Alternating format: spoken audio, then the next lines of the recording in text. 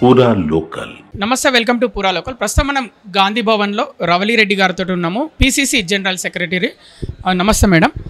Madam, BRS ఎమ్మెల్యేలు పరస్పర దాడులు చేసుకుంటే మధ్యలోకి కాంగ్రెస్ పార్టీని లాగుతున్నారు. దీనిపైన మీ అభిప్రాయం ఏంటి?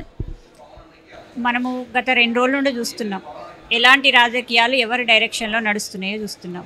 అమెరికాలో ఉన్న కేటీఆర్ డైరెక్షన్ చేస్తుంటే, ఫామ్ హౌస్లో ఉన్న కేసీఆర్ డైరెక్షన్ చేస్తుంటే, హరీష్ రావు అండతోటి కౌశిక్ రెడ్డి గారు చేస్తున్న విషయాన్ని చూస్తున్నాం.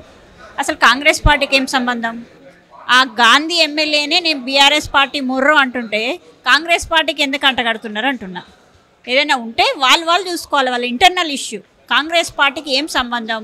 ఎందుకు అనవసరంగా మేము ఎక్కడ ఇన్వాల్వ్ కావాల్సి వచ్చిందంటే, ఈరోజు తెలంగాణ అస్తిత్వం, తెలంగాణ రాష్ట్రం కోసము మహిళలు 51% ఉన్న మహిళలు అత్యధికంగా ఈరోజు చాలామంది వాళ్ళ కొడుకులను పిల్లలను కోల్పోయి తెలంగాణ కోసం త్యాగం చేసిన మహిళలను ఉద్దేశించి టీఆర్ఎస్ పార్టీ నాయకులు ఇష్టం ఉన్నట్టు ఎప్పుడు ఏదో ఒకటి మాట్లాడుతూనే ఉంటాడు.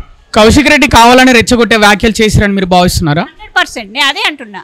అంటే ఒక కౌశిక్ రెడ్డి అనే శిఖండిని అడ్డం పెట్టుకొని వీళ్ళు ఈరోజు రాజకీయాలు చేస్తున్నారనే మాట వాస్తవం. కౌశిక్ రెడ్డికి బాగా నోటి దురుసు ఎత్తనం ఎక్కువ, ఏది పడితే అది మాట్లాడతాడు. కాబట్టి కౌశిక్ రెడ్డి అయితేనే ఈ పాత్రను పర్ఫెక్ట్గా పోషించగలుగుతాడు అనే రీతిలో కౌశిక్ రెడ్డిని ఉసిగొల్పి ఈ రకంగా రాజకీయాలు చేస్తున్నారు. ఇది చాలా దుర్మార్గమైన రాజకీయాలు. మేము మహిళలను కించపరిస్తే మేము కాంగ్రెస్ పార్టీ మహిళలుగా మేము రియాక్ట్ అయ్యి దానిలో ఇన్వాల్వ్ కావాల్సి వచ్చింది తప్ప వాళ్ళిద్దరి గొడవలకు కాంగ్రెస్ పార్టీకి ఎలాంటి సంబంధం లేదు. యాజ్ ఏ కాంగ్రెస్ పార్టీ ప్రభుత్వంగా మేము సుస్థిరంగా ఇంకో 10 ఏళ్ళు 20 ఏళ్ళు 30 ఏళ్ళు పరిపాలించాలనుకుంటాం. కానీ సంవత్సరం కాలంకే శాంతి భద్రతలను కోల్పోయి ఏదో అయిపోయి ప్రభుత్వాన్ని కూలదోల్చుకోవాలని అనుకోం. కాబట్టి దుర్మార్గమైన ఆరోపణలు మానేయమని చెప్తున్నాం. హైదరాబాద్ యొక్క ప్రతిష్టను దెబ్బతీసేలా కౌశిక్ రెడ్డి ఏదైతే వ్యాఖ్యలు చేస్తున్నాడో, అంటే ఆంధ్ర వాళ్ళు తెలంగాణలని, మళ్ళీ ఇది ఈ అంశాన్ని మళ్ళీ తెరపైకి ఎందుకు తీసుకొస్తున్నారని అనుకుంటున్నారు మీరు? అంటే ఇప్పుడు నేను మాట్లాడకూడని అంశం, కానీ ఏదైతే కౌశిక్ రెడ్డి ఆంధ్ర అని సాటి ఎమ్మెల్యేను మాట్లాడుతున్నాడో, ఆ సాటి ఎమ్మెల్యేకు టికెట్ ఇచ్చింది 2 సార్లు టికెట్ ఇచ్చింది కూడా ఆ పార్టీ నుండే. అంటే ఈరోజు మళ్ళీ ఏదో ప్రాంతీయతను రెచ్చగొడితే మళ్ళీ వాళ్ళకేదో ఇక్కడ అస్తిత్వం ఉంటుంది, ఉనికి ఉంటుంది అనే ఉద్దేశంతో ఆ రకంగా రెచ్చగొట్టే వ్యాఖ్యలు చేయడం కౌశిక్ రెడ్డికి వెన్నతో పెట్టిన విద్య.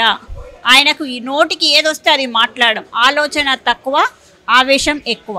అందుకే ఆవేశం స్టార్ అంటారు కదా, అట్లాంటి స్టార్ను ముందు పెట్టుకొని ఈరోజు సెంటిమెంట్ రాజకీయాలు రగిల్చి మళ్ళీ రాజకీయం చేయాలనుకుంటున్నారు. కాబట్టి ఇది చాలా దుర్మార్గమైన విషయము.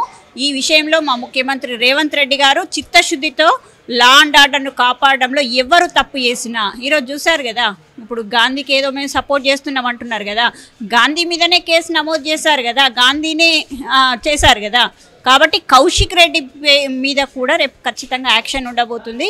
లా అండ్ ఆర్డర్ను దెబ్బతీసే ఏ శక్తినైనా ఉపేక్షించేది లేదని ముఖ్యమంత్రి గారు చెప్పారు. అదే రీతిలో పోలీసు వ్యవస్థ కూడా పనిచేస్తుంది. గౌరవప్రదమైన ఒక ఎమ్మెల్యే పదవిలో ఉండి ఒక రౌడీలా కౌశిక్ రెడ్డి బిహేవ్ చేస్తున్నాడని మీరు భావిస్తున్నారా? 100%. అంటే ఈరోజు అసలు ఒక ఎమ్మెల్యే ఇంకొక ఎమ్మెల్యేలు ఇట్లా రోడ్ల మీదకి వచ్చి కొట్లాడుకోవడము, దుర్మార్గమైన భాషతో మాట్లాడుకోవడం, ఇవన్నీ చూస్తుంటే అసలు వీళ్ళు ఏం నేర్పిస్తారు? అంటే ప్రజలు వాళ్ళ మీద నమ్మకంతో ఓట్లేసి గెలిపించిండ్రు, వాళ్ళ నియోజకవర్గాల్లో సేవ చేసుకోమని వాళ్ళకు గెలిపించిండ్రు ఎమ్మెల్యేలుగా.